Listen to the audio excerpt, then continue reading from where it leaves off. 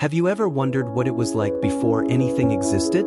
Before the sun painted golden streaks across morning skies, before the ocean waves whispered their endless songs, before the first flower bloomed or the first bird took flight.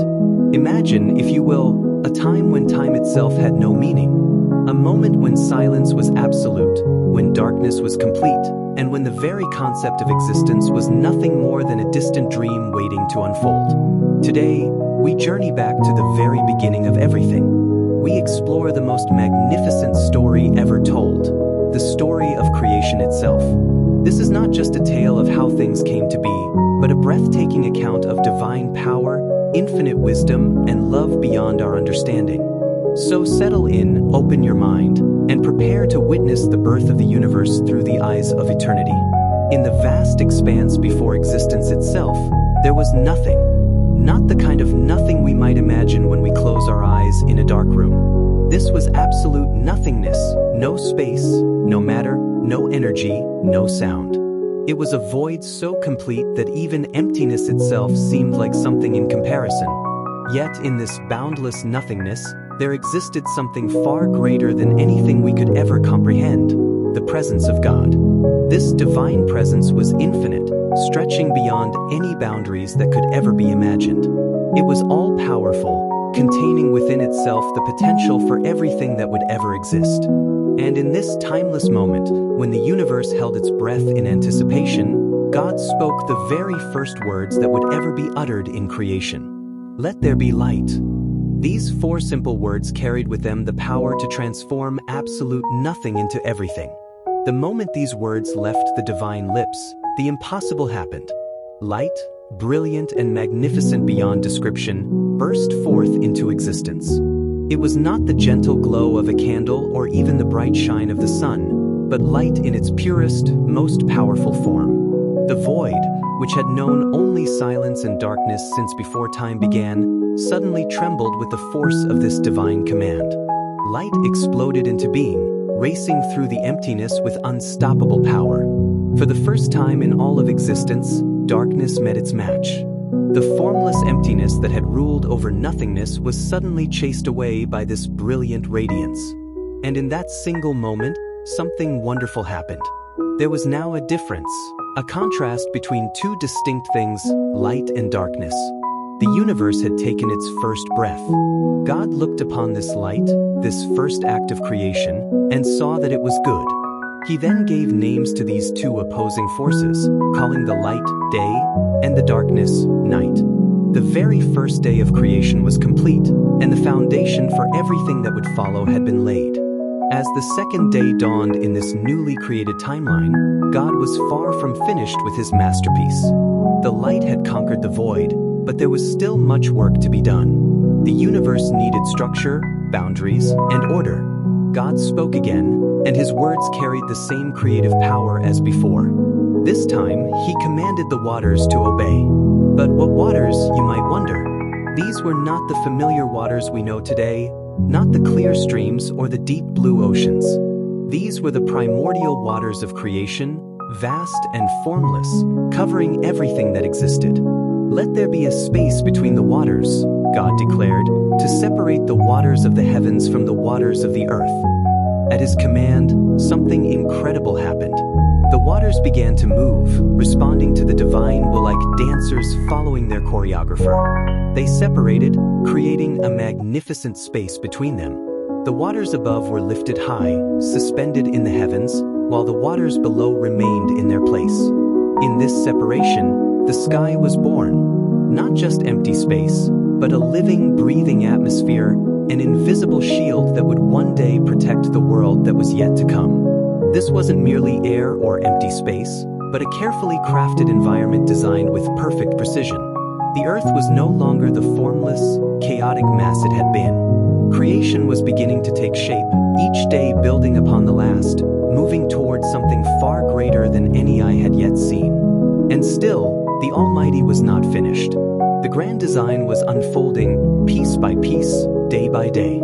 On the third day, God continued his magnificent work of creation. The waters still covered everything below the sky, but this was about to change in a most dramatic way. "Let the water beneath the sky flow together in one place," God commanded, "so dry land may appear." The response was immediate and breathtaking. At his divine word, the waters began to stir and move. They flowed together, gathering in designated places, retreating to reveal what lay hidden beneath their surface. And as they moved, something wonderful emerged from their depths: dry land. This was not a gentle, gradual process. The very earth itself was being sculpted by divine hands. Mountains rose majestically from the ocean floor, their peaks reaching toward the newly created sky as if in worship. Valleys sank deep between them, creating a landscape of incredible beauty and variety. The seas found their boundaries, knowing exactly where they could go and where they must stop. But as magnificent as this new landscape was, it remained bare and silent. The mountains stood in naked grandeur, the valleys echoed with emptiness, and the plains stretched endlessly without a single sign of life. Then God spoke again, and his words would transform this barren world into something unimaginably beautiful. "Let the earth bring forth vegetation." The moment these words were spoken, life began. The barren ground, which had known only silence and stillness, suddenly awakened with purpose. Rich, green tendrils pushed through the soil with determination, stretching toward the sky as if drawn by an invisible force. Trees began to unfurl their branches, testing the air around them like creatures tasting freedom for the very first time. Grass carpeted the hills in emerald blankets.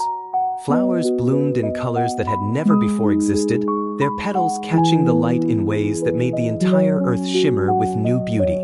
For the first time since creation began, the world breathed. Plants inhaled the newly created air and exhaled life-giving oxygen. The earth had found its voice, speaking through rustling leaves and swaying grass. God looked upon this living, breathing world and saw that it was good. The foundation of life had been laid, but the story was far from over. By the fourth day, the earth stood beautiful beneath its protective sky, covered with vegetation that swayed gently in the cosmic breeze. But something was missing. The light that had been created on the first day filled everything, but it had no source, no center, no way to mark the passage of time. God recognized this need and spoke words that would light up the heavens forever. "Let lights appear in the sky to separate day from night and to mark the seasons, days, and years." Suddenly, in the vast expanse above, a blaze erupted. Golden and fierce, a massive ball of fire burst into existence. The sun, breathing flames into the horizon, began its eternal dance across the sky. Its light was not the gentle glow that had filled creation until now, but a fierce, untamed brilliance that could warm worlds and sustain life across vast distances.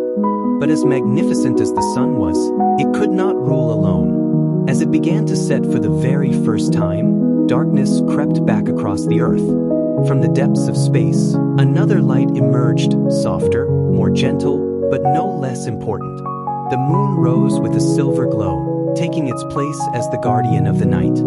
Then, in one of the most breathtaking moments of creation, the stars ignited. One by one, they scattered across the infinite canvas of space like diamonds thrown by divine hands. Each star was unique, placed with perfect precision, creating patterns that would guide travelers and inspire dreamers for countless generations to come. God made the sun to rule the day with its untamed brilliance, the moon to guard the night with gentle watchfulness, and the stars to fill the darkness with points of hope and wonder. The heavens now had their lights, and time itself had been given its markers. The fifth day brought with it a new kind of excitement. The earth was beautiful, the sky was in place, and the lights of heaven provided warmth and guidance. But the world still felt empty, waiting for something more. The silent waters were about to change forever. "Let the waters teem with fish and other life," God declared. "Let birds multiply and fill the earth." At his command, the deep oceans erupted with life in ways that defied imagination. The seas, which had been still and quiet, suddenly became nurseries for creatures of every conceivable kind. Mighty leviathans, creatures so large they could swallow ships, began to glide through the abyss with grace that belied their size. Schools of fish, their scales shimmering like living jewels, moved as one through the water, creating underwater ballets of incredible beauty. Jellyfish pulsed through the depths like floating lanterns, their translucent bodies glowing with ethereal light. On the ocean floor, coral reefs began to bloom, painting the underwater world in shades and colors that had never before existed. The waters themselves seemed to come alive, filled with the songs of whales, the clicking of dolphins, and the gentle movements of countless creatures finding their place in this new world. But the waters were not alone in their awakening. Above the surface, the skies burst into motion with equal magnificence. Eagles, majestic and powerful, soared high above the earth, their cries echoing across the heavens like royal proclamations. Sparrows zipped through the branches of the newly created trees, their movements synchronized with the wind like notes in a gentle song. Colorful parrots painted the sky with their brilliant feathers, while tiny hummingbirds hovered like jeweled angels among the flowers. The sky and sea had found their voices, and the earth itself seemed to sing with joy at the life that now filled every corner of creation. On the sixth day, God continued his incredible work. But this day would be different from all the others. This would be the day when life on land would finally appear, culminating in his greatest masterpiece of all. "Let the earth bring forth living creatures of every kind," God commanded. At his word, life erupted across the land in endless variety and magnificent diversity. The earth, which had been waiting patiently for this moment, suddenly became a stage for the most incredible display of creative power ever witnessed. Mighty lions stretched their powerful bodies and roared for the very first time, their voices carrying across the plains like thunder. Elephants, vast and towering, took their first steps, their footsteps shaking the ground and announcing their presence to the world. In the forests, deer began to leap gracefully between the trees, their movements like poetry in motion. Rabbits darted playfully through the tall grasses, their energy infectious and their joy obvious. Beneath them, tiny ants began their eternal march, already understanding their purpose with remarkable precision. Lizards basked in the warmth of the sun, soaking up the life-giving rays, while butterflies danced in the breeze like living flowers taking flight. Every creature had its place, its purpose, its unique beauty. From the largest elephant to the smallest insect, each was perfectly designed for its role in this magnificent creation. But even with all this incredible life filling the earth, creation was not yet complete. God had saved his most important work for last. "Let us make man in our own image," God declared, "to be like us and to have dominion over all the earth." From the dust of the earth, the same soil that had given birth to the plants and provided a home for the animals, God began to form something entirely different. With infinite care and attention, he sculpted every detail. This was not the quick speaking into existence that had marked the other days of creation. This was personal, intimate, deliberate. The form that took shape was perfect in every way, but it remained lifeless, a beautiful sculpture waiting for the spark of eternity. Then, in the most tender moment of all creation, God breathed into this form the breath of life itself. As that divine breath entered the carefully crafted body, something miraculous happened. Eyes opened, filled with the light of life and the spark of divine image. The first human took his first breath, and in doing so, all of creation seemed to breathe with him. This was not just another creature added to the earth. This was something entirely new, a being made not just from the dust of the earth, but in the very image of God himself. As this first man stood and took his place in the world, creation itself stood complete. On the seventh day, something different happened.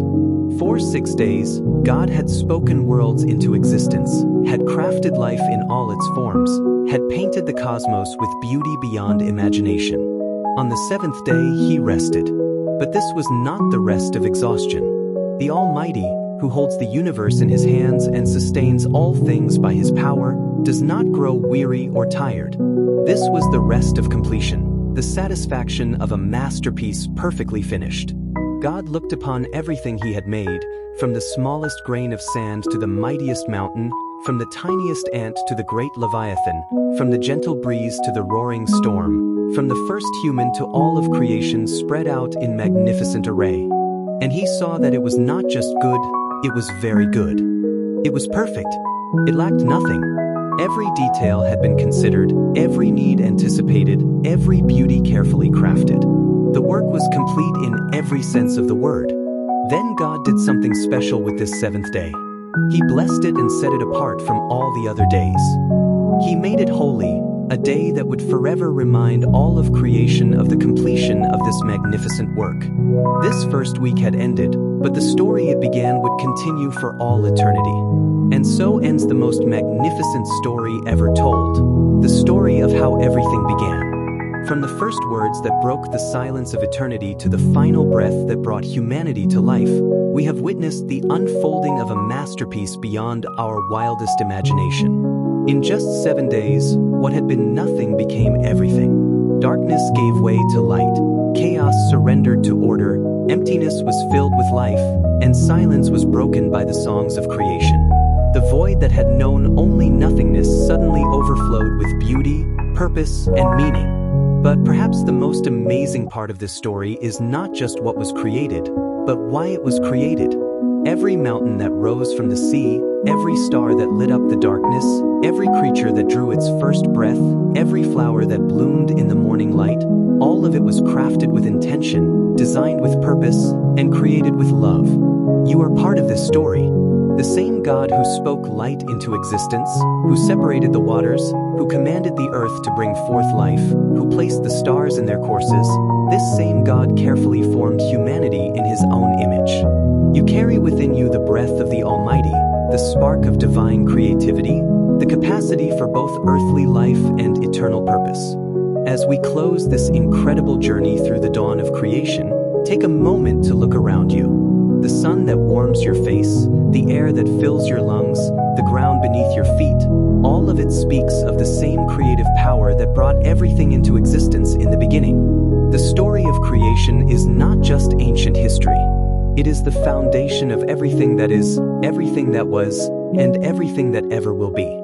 And you, as someone made in the image of God, are an essential part of this ongoing story. If this journey through the creation story has inspired you, touched your heart, or opened your eyes to the magnificent design that surrounds us every day, please take a moment to like this video. Your engagement helps us reach more people with these powerful stories that remind us of our place in this incredible universe. And don't forget to subscribe to our channel for more content that explores the deepest questions of existence, purpose, and meaning. We're constantly working to bring you videos that not only inform but inspire, that not only educate but elevate. Finally, we'd love to hear from you in the comments below. What part of the creation story amazes you the most? How does knowing you're made in the image of the Creator change the way you see yourself and the world around you? Share your thoughts, your questions, and your insights with our growing community of seekers and believers. Thank you for joining us on this incredible journey to the very beginning of everything.